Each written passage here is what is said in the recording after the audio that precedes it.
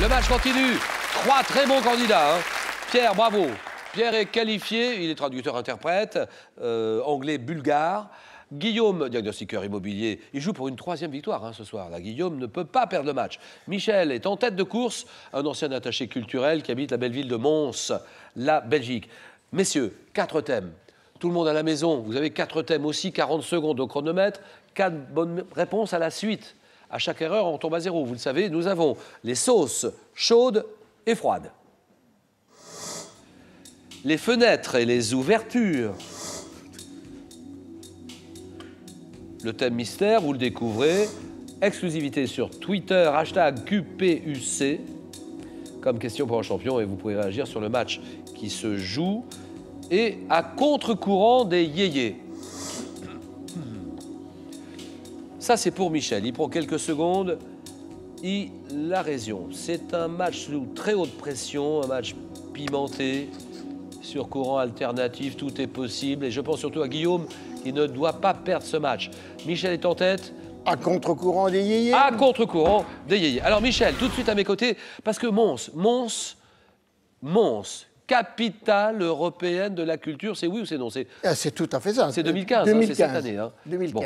Ça consiste en quoi, mon Dieu? Il y a beaucoup de choses, beaucoup de festivités. Des expositions, des théâtres, des animations de rue, du travail artistique, culturel, des nouvelles personnes qui arrivent, du monde, des bâtiments, même s'ils ne sont pas tous finis. Oui, oui. Mais enfin, bon, ça bouge beaucoup. Il y a une effervescence importante à Mons. Vraiment. Et alors, Michel, je voulais vous lancer sur la tragédie grecque, parce que c'est votre dada, vous aimez bien ça. Ouais. Vous avez travaillé sur Sophocle? J'ai adapté tout Sophocle pour marionnettes. Mm-hmm.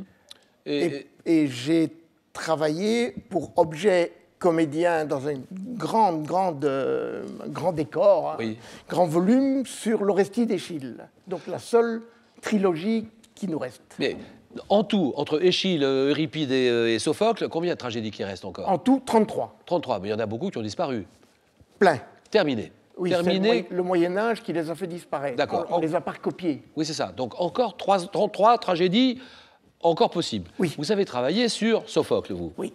Et puis, vous avez aussi fait, pas vous n'avez pas joué, mais vous travaillez beaucoup sur le théâtre en général. Oui, j'écris, je fais des adaptations, je fais de la dramaturgie, je fais de la mise en scène. Par exemple, les deux de 35 minutes, là, récemment. Qu'est-ce que c'est que ces travaux-là? C'est mon dernier enfant, ma dernière œuvre. Oui. J'ai écrit une toute petite structure avec un comédien qui joue, dans la première partie, un comédien belge, en réalité, un comédien belge qui se retrouve dans des situations dans les tranchées. Dans la deuxième partie, un militaire, pas un comédien, un militaire français qui se retrouve dans une autre... côté. Non, dans une autre tranchée, ailleurs, dans mais une autre tranchée, du d'accord. bon côté. Et ça s'appelle comment? Ça s'appelle Rue du 11 novembre. Et ça dure combien? C'est quoi? C'est 30 minutes, une demi-heure?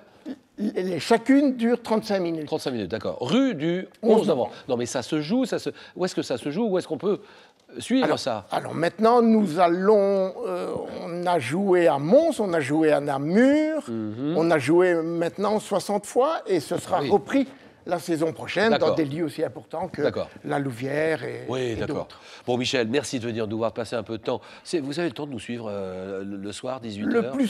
Le plus souvent possible. Oh, c'est sympa. Michel, donc vous m'avez dit, c'est vous, c'est votre choix. À contre-courant des yéyés. D'abord 62, en pleine vague yéyé. Quel artiste toulousain, influencé par le jazz, connaît son premier succès avec une petite fille. Dans les années 60, quel chanteur s'est rendu célèbre en interprétant les tubes loufoques, les cornichons Nino Ferrer. Durant l'hiver 67, avec quelle reprise d'une chanson réaliste de Bert Silva, le groupe Les Sunlights connaît-il le succès? Les Roses Blanches. En 61, quel chanteur, interprète de chansons poétiques, sort un premier 33 tours qui contient le titre « Deux enfants au soleil ». Je ne sais pas. Ah si. Sous quel nom de scène connaît-on la religieuse ayant atteint le sommet des hit-parades? Mais en 65, dans quelle chanson nostalgique de Michel Delpech entend-on les paroles « C'était bien, c'était chouette ». En décembre 62, quel artiste auteur de chansons pleines de non-conformisme sort l'album Les Trompettes de la Renommée? Les Trompettes de la Renommée, décembre 62, c'est Tonton Georges. C'est Georges Brassens, c'est 3 points, Michel. 3 points.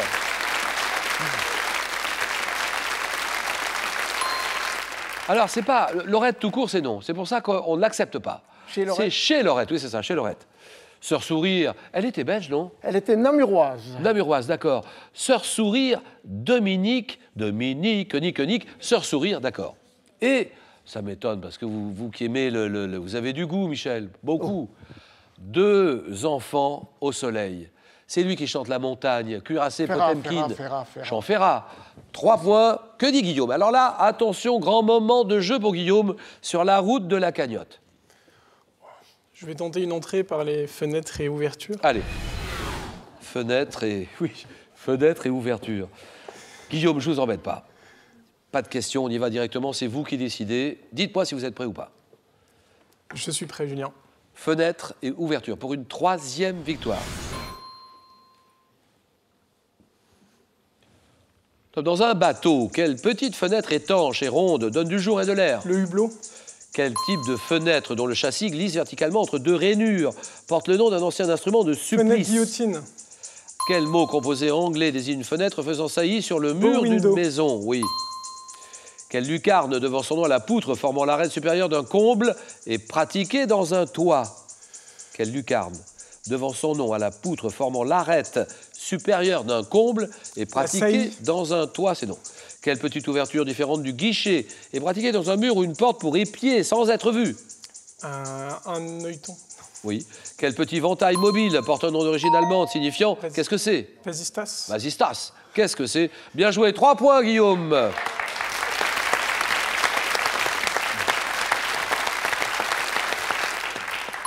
Moi, j'attendais le Judas. Alors, l'œilleton, c'est bon. Hein. Le Judas. Un œil ou un Judas. D'accord. Lucarne. Pas facile, celle-là, moi je ne l'avais pas. Quelle lucarne devant son nom à la poutre formant l'arête supérieure d'un comble, pratiquée dans un toit? Fêtière. C'est la fêtière, oui. Fêtière. Le beau window, vous l'avez. 3 points, que dit Pierre? Je vais prendre les sauces chaudes et froides. Bien sûr. Sauce chaude et froide. Alors, grand amateur d'arts martiaux, les arts martiaux, c'est pour ça que je vois tout de suite le V. Vous aimez la variété des arts martiaux? Exactement. L'ensemble de l'union entre le corps et l'esprit. On peut toujours progresser d'ailleurs. Hein. On n'est jamais, c'est pas statique. Je veux dire, on peut aller de plus en plus loin. Les grands maîtres ont souvent été centenaires et n'ont jamais totalement maîtrisé leur art. Mais le sambo, qu'est-ce que c'est le sambo? Sambo? Le sambo, c'est un art martial soviétique. Ça vient de Samozachita Bezorugia, qui veut dire art martial de défense sans armes. Oui, mais ça date de l'époque donc bolchevique. De l'époque bolchevique, exactement. Ça regroupe les grands principes. Les grands principes de la boxe, la lutte gréco-romaine, le karaté, le judo. Mais c'est très connu dans quel pays? Au Kazakhstan? Tout ce qui est ex-bloc soviétique, donc Kazakhstan, Ukraine, Géorgie, Russie, Moldavie. Bien sûr, ça s'appelle le sambo, d'accord. Sambo. Et vous êtes spécialiste de sambo, vous aimez ça? Exactement, oui. Vous avez commencé il y a une dizaine d'années? C'est à peu près ça, et donc j'ai passé mon titre d'entraîneur national et ceinture noire du 1er degré. Ceinture noire, 1er degré, entraîneur national de sambo. Merci Pierre de venir nous voir, de passer un petit moment avec nous. Il faut faire 3 points. Allons-y. Le jeu. Sauce chaude et froide. Quel maillot, mayonnaise provençale, doit son nom à 2 de ses ingrédients? Oui. Quelle sauce à base d'écrevisses, traditionnellement servie avec les quenelles de poisson, doit son nom à une petite ville du Bugey, le Bugey? Je passe. Quelle sauce froide, faite de jaune d'œuf dur, écrasé, condiment haché, émulsionné à l'huile, au vinaigre? Mimosa. Non. Quelle sauce blanche additionnée de jaune d'œuf, jus de citron, accommode traditionnellement le veau ou la volaille? Je passe. Quelle sauce de la cuisine provençale, dont le nom évoque une couleur, accompagne la bouillabaisse? La bouillabaisse. La sauce rouge. La quoi? La sauce rouge.